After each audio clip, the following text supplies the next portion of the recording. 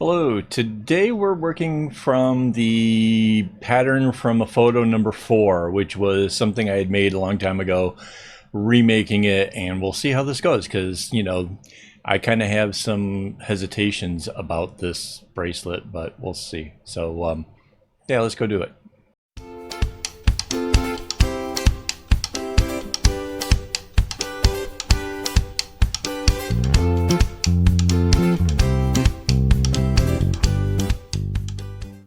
Hello and welcome. This is Kevin, also known as AKAAWOL, and today this is a doozy of a pattern. You can see I already, like, right out the gate, I have to like transfer some of the strings from the left side to the right and some from the right to the left. So basically the lighter colors came to the right and the darker colors went to the left. The ones in the middle are fine. There was actually 2 strands, so like I didn't have to transfer or do anything with that. That part was relatively easy. And you can see like basically I got the first couple strings on and tied the knots just to sort of anchor everything while I figured out what else was going on. Because going into this, I know this is I don't want to say difficult. It's not that hard of a pattern. But it has difficult elements to it.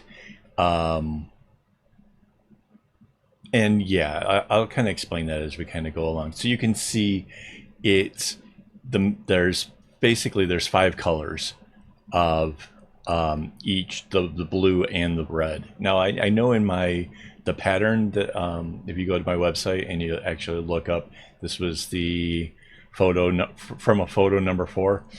I put it in as a rainbow, which would also have worked, but I kind of liked the idea of doing this as a fade-ish kind of thing. So yeah, there's 5 shades, and in the middle is the middle one, like of the 5, and then it goes like I said, darker on the left, lighter on the right. Just getting that lined up was a doozy. And one of the other problems, you can see like there's a few places in here where I kind of pause. One of the problem is because there was only like 1 strand of this and 1 strand of that, I went to my boxes of my used string and just grabbed colors as necessary. I only needed 2 strands of the ones in the middle and then 1 of each of the others, right? So when I released the bobbins, I did them as a group, and some of the strings were kind of varying in length. And so after it went up and over the kumi, that differences really turned out to be like a pretty big thing, like 3-4 inches of string longer on one side than the other. And that kind of, when you're doubling up your string, it does make it a little bit more difficult. You end up with that little tail that doesn't want to come through. So yeah, I had to snip those up. I think you could see it there on that red one, and then like here's where I'm probably stopped and I cut it off. And so yeah, that happened on a number of the strings, and it was really super annoying. But that's not why I knew that this was going to be an issue. Like in the intro thing, right? I kind of hinted that the fact that I knew that this was probably going to be a problem. And what that was about is, okay, so if you didn't know, I have ADHD, and it's a little bit of a problem for me. And one of the things that comes with that is not holding a number in your head. I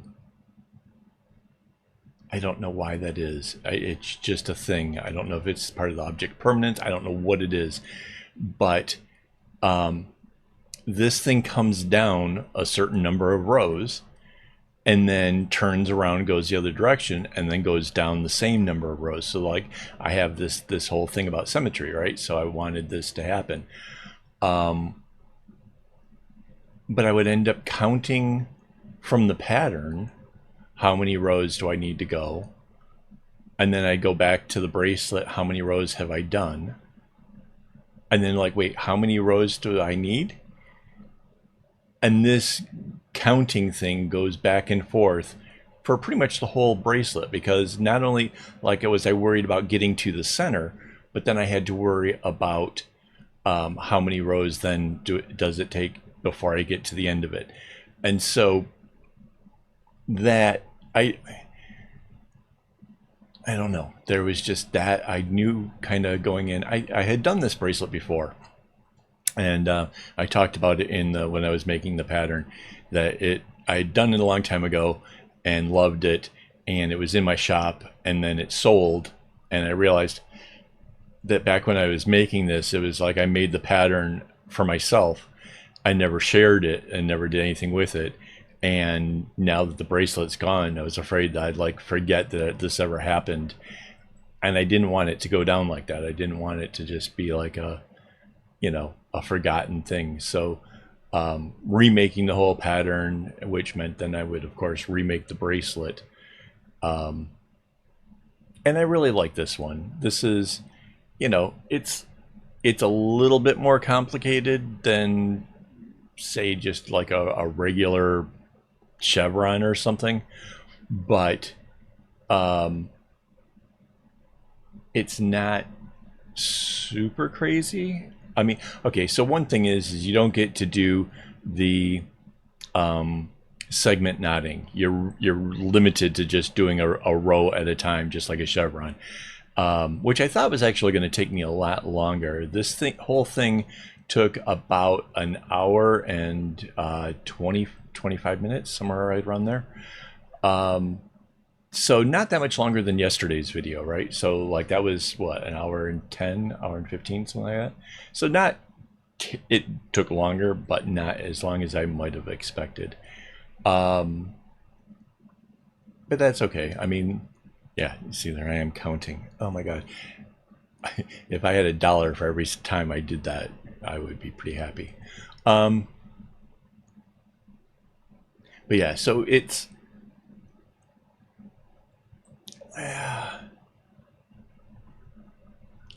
once you kind of get going, it's okay.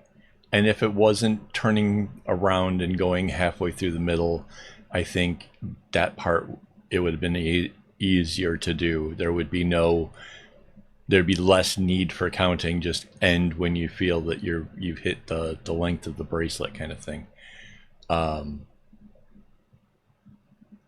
And then when it turns around, I did have to kind of look at the pattern to make sure that like I was doing the knots the right way, and like, yeah, I looked at it and then it was like, oh, of course that makes sense, and then just went and did the thing, and it was not difficult. It turns out that this is kind of easy enough to do, and yeah, there I am counting again. And I should know, I shouldn't be able to look at that and be like, no, that's nowhere near getting to that halfway point. But I kind of wanted the reassurance of knowing like, well, how much more do I have to do? And the fact that I couldn't remember that going into the next row, I couldn't be like, oh, I did 7, this the next one's 8. Like, nope, the number completely eludes me. Like I'm so concentrated, there, counting again, so concentrating on the knots that like the numbers just don't stay. And I know that about myself. I know that like on some patterns I can look and like see a whole section and an area that I've done and things like that, and it's really kind of easy for me. Like I can, if I can see like a shape is completed or a diamond is done or something like that, like that to me is easier. And so I kind of knew that coming into this. I knew that this would be a little bit more challenging, but I wanted to do it anyways. It's a beautiful looking bracelet. I hope that you guys like this one. Maybe you'll try it for yourself and stuff. Like it's a fun bracelet. It's worth doing. Doing the center part is not terribly difficult. To be honest, it it does use the you know, the right left and the left right knots, but minimally. Like there, it's just, you know, to make the corners where it changes, and then the little diamond thing in the center of it. But then the rest of this is just straight left knots or right knots. So that's, it's there, you know, it's not a terribly bad bracelet to do. So yeah, maybe I'll do it again. I don't know what other colors I would really enjoy this. Again, the rainbow thing might be kind of fun, right? If you have like a bright rainbow and a pastel rainbow, that might work. I don't know. There's it has definitely possibilities. Maybe like a red and a red fade and like an orange fade would be kind of cool. Or, you know, I don't know. Maybe greens and blues, like, you know, sky and land kind of thing. That might be cool. So yeah, there's a lot of possibilities of like mixing up how you could do it. I don't know. It's up to you guys. I'd like to see what you make though. Like if you do make the pattern, if you could share it over on Discord, that would be really sweet. The link is actually down in the YouTube description thing, so you can do that. And then it's just in completed works. That's where you put it. Oh, hey, well, while we're here, I do want to thank my Patreon supporters for making all of this kind of stuff happen. You know, just a shout out to those guys. It's really, without their help, these videos would not be possible. So, yeah, thank you very much, guys. And yeah, if you guys haven't already, maybe hit subscribe to the video or to my channel. That would be cool. You can leave a comment if you got questions. That would be awesome. Questions help me to figure out what other kind of content I should create. So, oh, you can see we got to the center. So like the reds and the on the edges, they do the left, right, and the right, left. And then here I just did a right, left, right, and then this blue over here will change. And then it's just a little, does this one in the center does 4 little knots, and then it starts going back the other way. Oh, so something about this part too.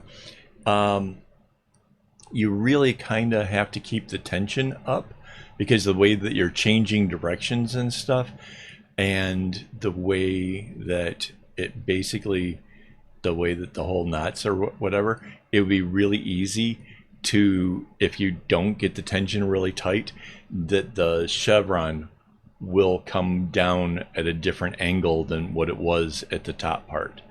So it would be like a sharper, I don't know what degrees or anything like that. But yeah, you do have to kind of really watch your tension, because I kind of noticed like right out the gate, like that was like, that doesn't look quite. So then I just tightened in the knots a bit, and it went back the way it's supposed to. So yeah, there you go. Little extra insights or whatever. Like this is why I think the making videos kind of make sense, is because I, having just made this, like there are certain elements that may be fresh in my mind, which maybe would make more sense if I like did it at regular speed and not do this thing here after the math with it all sped up, because then I would be actually talking about it as I do it. But I'm not sure we're ready for videos that are an hour and 20, hour and 30 minutes long. I could be wrong, you know, let me know if I'm wrong. You want to have, you know, you want to make bracelets alongside me making bracelets, you know, at regular speeds. Let me know. I'm yeah, would I do it? Yeah, sure. You know, it's probably a whole lot easier than trying to do these videos where the editing and trying to match the times and get everything right. Like that would be it would be a lot easier to make the video, I think. But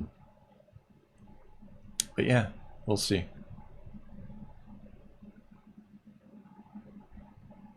So yeah, it's you, I guess it is. Well, yeah, yeah. There is the left, rights, and stuff in the regular parts of this thing, because every time you get to like do a couple, like the first one is a regular, and then it's a left, right, and then regular, and then a left, right. So yeah, there's a lot of changing up in this. If you're not good with the 4 knots, yeah, this is definitely above, whatever for that. So yeah. But yeah, I mean, if you're, this is far from advanced. This is just an intermediate bracelet. This is something that, it's not bad.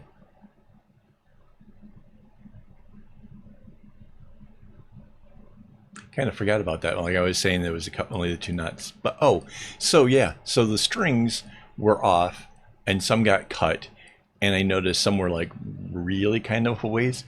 But this really does use the strings evenly. Everything is basically just getting like 2 knots and then goes down and then gets 2 knots.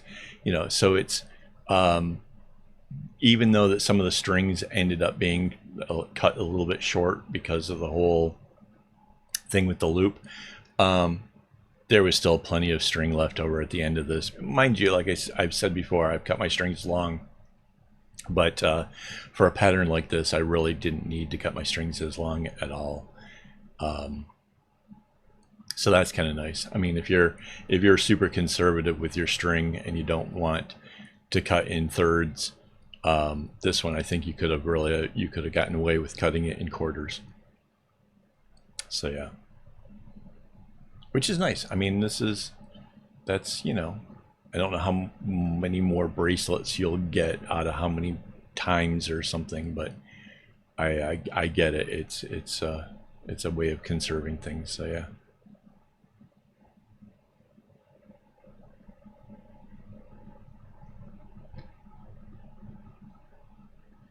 I think at this point I'm trying to count without actually doing the thing down the sides, because I kind of realize like that just probably looks bad that like I'm doing it all the time. So no, there it goes. Yeah, I couldn't help myself. If you see how many times I do it, it's so unbelievable. Like it's really a it's really a thing. I don't know. And maybe it's not an ADHD thing. If you have to count the rows regularly just to see where you are, let me know in the comments. I'm curious. I really think it's an ADHD thing. I've seen a lot of the memes where a guy measures something and then says something to a friend and then has to remeasure it to get the number and stuff. Like I really feel like it is an ADHD sort of thing, but whatever. Let me know.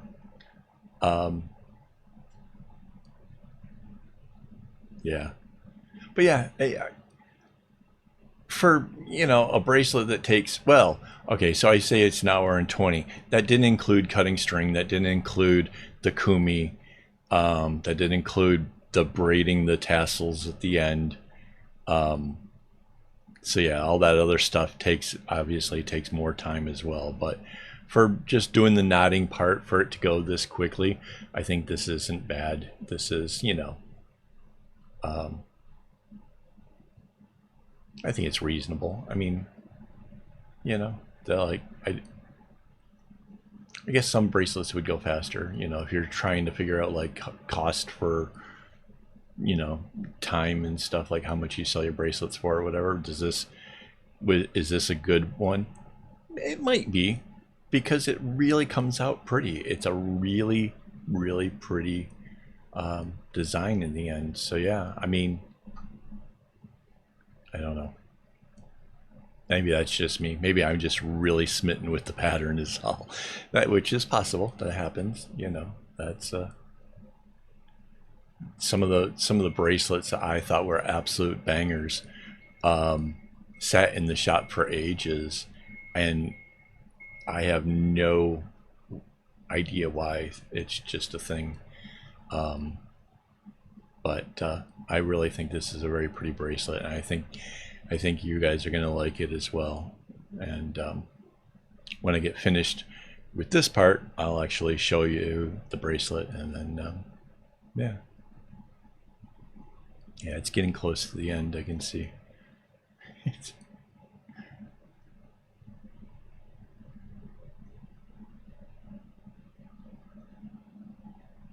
So yeah, yeah,